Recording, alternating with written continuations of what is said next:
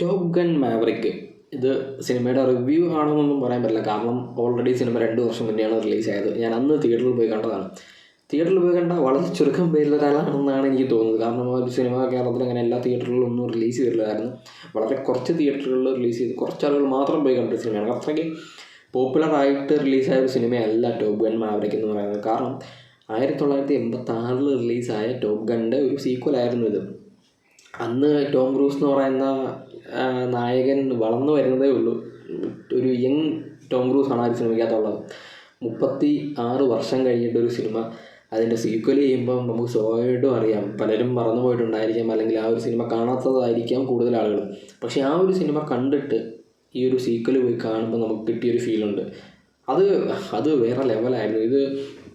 ഈ ഒരു സിനിമ എനിക്ക് തോന്നുന്നത് പൃഥ്വിരാജ്, നമ്മുടെ രാജുവേട്ടൻ ഈ ഒരു സിനിമ പറ്റിയൊരു കമൻറ്റ് ഇട്ടിട്ടുണ്ടായിരുന്നു. അതായത് ഈ കാലഘട്ടത്തിൽ ഇറങ്ങിയ വൺ ഓഫ് ദ എപ്പിക് സിനിമയാണ് എന്നുള്ളത്. സത്യത്തിൽ അത് എപ്പിക് സിനിമ തന്നെ ആയിരുന്നു. അതിൻ്റെ തിയേറ്റർ എക്സ്പീരിയൻസ് വേറെ ലെവൽ എന്ന് പറഞ്ഞാൽ വേറെ ലെവലായിരുന്നു. അത്രയ്ക്ക് അടിപൊളിയായിരുന്നു.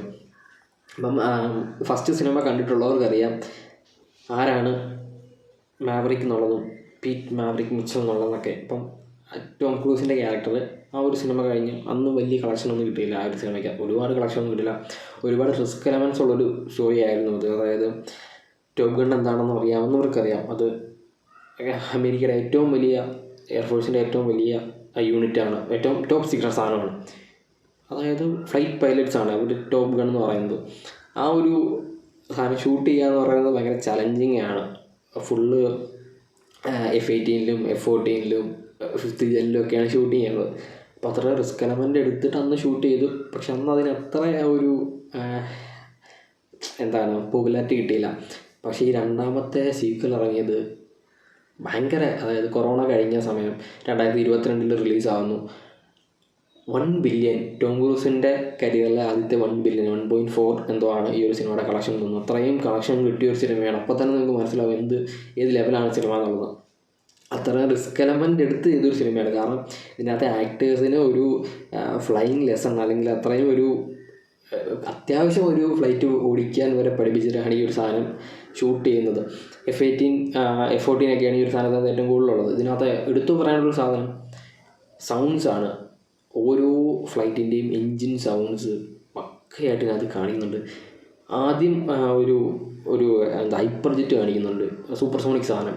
അതിൻ്റെ ഒരു സൗണ്ടുണ്ട്. അത് കഴിഞ്ഞിട്ട് ഓരോ ഫ്ലൈറ്റ് കാണിക്കുമ്പോഴും അതിൻ്റെ സൗണ്ട് ഭയങ്കര ക്യാപ്ചയായിട്ട് നമുക്ക് തോന്നും. അത്രയ്ക്ക് കിടിലമായിട്ടാണ് ചെയ്തിരിക്കുന്നത്. ഇത് യൂഷ്വലി ഫസ്റ്റ് പോലെ തന്നെ ഉള്ളൊരു സെക്കൻഡ് സീക്വൽ എന്നുള്ള രീതിയിലാണ്. പക്ഷേ അന്ന് ക്യാപ്റ്റനായിരുന്ന ടോം ക്രൂസ്, അല്ലെങ്കിൽ അന്ന് ക്യാപ്റ്റനായിരുന്ന മാവറിക്ക് ഇന്നും ക്യാപ്റ്റനായിട്ട് തന്നെ നിൽക്കുന്നു. കൂടെ ഉണ്ടായിരുന്നവരൊക്കെ അഡ്മിറലൊക്കെ ആയി വലിയ വലിയ പൊസിഷനിൽ പോയി നിൽക്കുന്നു. പുള്ളി ഇപ്പോഴും ക്യാപ്റ്റനായിട്ട് കുഞ്ഞ് കളിച്ച് നടക്കുന്നു. അപ്പം പുള്ളി ചെയ്തൊരു കാര്യത്തിന് പുള്ളിക്ക് കുറച്ച് ടോപ്പ് ഗൺ സ്റ്റുഡൻസിനെ പഠിപ്പിക്കാനായിട്ടുള്ളൊരു ചാൻസ് കിട്ടുന്നു, അല്ലെങ്കിൽ പഠിപ്പിക്കണം എന്ന് പറയുന്നു, ഒരു മിഷനുണ്ട് എന്ന് പറയുന്നു. അങ്ങനെ അതും റിലേറ്റ് ചെയ്തിട്ട് നടക്കുന്ന കുറച്ച് സംഭവങ്ങളാണ് ഇതിനകത്ത് കാണിക്കുന്നത്.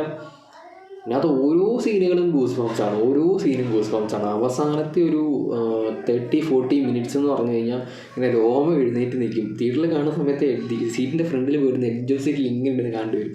അത്രയ്ക്ക് ടോപ്പ് നോച്ച് സാധനമായിട്ടാണ് ഇത് ഷൂട്ട് ചെയ്ത് വെച്ചിരിക്കുന്നത്. പിന്നെ ഇതിൻ്റെ ബാക്ക്ഗ്രൗണ്ട് സ്കോർ എടുത്ത് പറയേണ്ടതാണ്. ഇതിൻ്റെ ക്ലൈമാക്സിലൊരു സാധനമുണ്ട്, ലേഡി ഗാഗ ചെയ്തത്. അതും വേറെ ലെവലാണ്. ഇതിനകത്ത് അഭിനയിച്ചിരിക്കുന്നവരെല്ലാം ഒരേപോലെ ചെയ്തിട്ടുണ്ട്. പിന്നെ ടോം ക്രൂസിൻ്റെ അതിൻ്റെ അടുത്ത് പറയണ്ടല്ലോ, പുള്ളി അത്യാവശ്യം എല്ലാ ലൈസൻസ് ഉണ്ട്. ഇപ്പം ഒരു ഫ്ലൈറ്റ് ഓടിക്കണം എന്ന് പറഞ്ഞാൽ പുള്ളി സ്വന്തമായിട്ട് ഓടിക്കും. ഇതിനകത്ത് അങ്ങനെയൊക്കെ തന്നെയാണ്. പുള്ളി സ്വന്തമായിട്ട് ഫ്ലൈറ്റ് ഓടിച്ചിട്ടൊക്കെയാണ് സാധനം എടുത്തിട്ടുള്ളത്. പിന്നെ അത് VFX ഇല്ലയെന്ന് ഞാൻ പറയുന്നില്ല, VFX ഉണ്ട്. പക്ഷേ ഒറിജിനൽ സീനുകൾ കുറേ അധികമുള്ള ഒരു അടിപൊളി അടാറ് സിനിമയാണ്. നിങ്ങൾ തിയേറ്ററിൽ മിസ് ചെയ്തു നിങ്ങൾ ലൈഫിൽ ഒരു വട്ടമെങ്കിലും കണ്ടിരിക്കേണ്ട സിനിമയാണ്. ഈ സിനിമ ഒരു വട്ടം കണ്ടു കഴിഞ്ഞാൽ നിങ്ങൾ വീണ്ടും വീണ്ടും കാണും. ഓരോ തവണ കാണുമ്പോഴും ആ ഫ്രഷ്നെസ് നമുക്ക് വീണ്ടും വീണ്ടും കിട്ടിക്കൊണ്ടേയിരിക്കും. അതായത് ആദ്യം കാണുന്ന ഫീൽ എന്താണോ ആ ഒരു ഫീൽ തന്നെയായിരിക്കും പിന്നീട് എപ്പോൾ കണ്ടാലും കിട്ടുന്നത്. അങ്ങനെ നമുക്ക് ഫ്രഷ് ഫീൽ തരുന്ന സിനിമകൾ വളരെ കുറവാണ്. ഇത് ഞാൻ ഒന്നിൽ കൂടുതൽ വട്ടം കണ്ടുകൊണ്ട്, ഞാൻ 10-15 വട്ടം കണ്ടു കാണും. പക്ഷേ എപ്പോൾ കണ്ടാലും നമുക്കൊരു ഫ്രഷ് ഫീൽ കിട്ടും. ആ ഒരു സാധനം അങ്ങനെ ചില സിനിമകളേ ഉള്ളൂ. അങ്ങനെ കിട്ടുന്നൊരു സിനിമയാണ് ടോപ്പ് ഗൺ മാവറിക് എന്ന് പറയുന്നത്. ഇതിൻ്റെ ഒരു 3rd പാർട്ട് ഡിസ്കഷനിലാണ്. സ്റ്റോറി എന്തോ ഡെവലപ്പ് ചെയ്തുകൊണ്ടിരിക്കുകയാണ്. ടോപ്പ് ഗണ്ണിൽ മാവറിക് ഇല്ലാതെ എന്താണല്ലേ. അപ്പം ടോം ക്രൂസ് കാണും ആ ഒരു സിനിമയ്ക്കതും. അത് എന്ന് വരും എപ്പോൾ വരും അതിനെ പറ്റിയിട്ട് ഒന്നും ഒരു ഐഡിയ ഇല്ല, അപ്ഡേറ്റ്സ് ഒന്നും വന്നിട്ടില്ല. സ്റ്റോറി ഡെവലപ്പ് ചെയ്തുകൊണ്ടിരിക്കുകയാണ്. എന്തായാലും സിനിമ വരും എന്നുള്ളത് ഉറപ്പാണ്. പ്രത്യേകിച്ച് 1 ബില്യനൊക്കെ കിട്ടിയപ്പോൾ അവരൊരു തേർഡ് പാർട്ടും കൂടെ ഒരു സീക്വലും കൂടെ ഉണ്ടാക്കാതിരിക്കത്തില്ലല്ലോ. എന്തായാലും നമുക്കത് വെയിറ്റ് ചെയ്യാം. ഇത് നിങ്ങൾ മിസ് ചെയ്യാതെ കാണേണ്ട ഒരു സിനിമയായിരിക്കും ടോപ്പ് ഗൺ മാവറിക് എന്ന് പറയുന്നത്.